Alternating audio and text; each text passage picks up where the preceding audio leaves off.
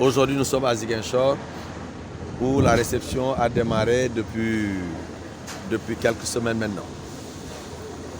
Et je dois me féliciter du rythme que nous avons constaté à Ziguinchor. Aujourd'hui, nous sommes à 2750 tonnes de graines collectées.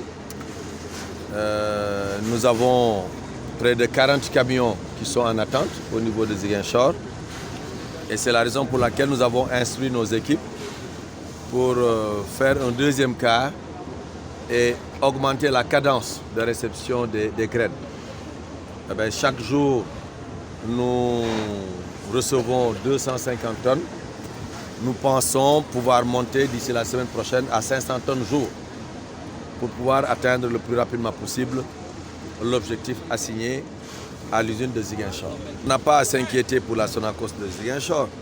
La Sonacos de Ziguinchor, c'est la deuxième unité industrielle ou troisième au niveau de la Sonacos, après celle de Kaolack et peut-être celle de Dakar.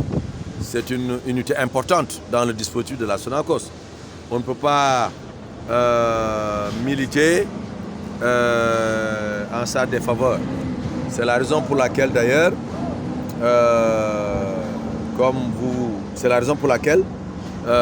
nous mettons les bouchées doubles pour approvisionner l'usine de Ziguinchor. Au moment où nous parlons, il y a 0 tonnes à Kolda. Nous en avons 2700 à Ziguinchor. Donc il n'y a pas d'inquiétude à se faire. Je crois qu'il y a suffisamment de graines au niveau de la région de Ziguinchor, au niveau de la région de Kolda, pour que les deux unités puissent être approvisionnées correctement.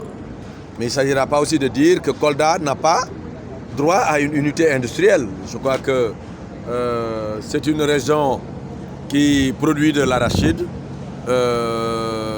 tout comme Ziguinchor.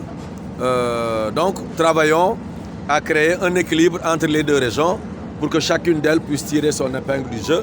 Et c'est ça que nous sommes en train de faire aujourd'hui. D'autant plus qu'à Kolda, nous n'avons pas encore une unité de trituration d'arachide.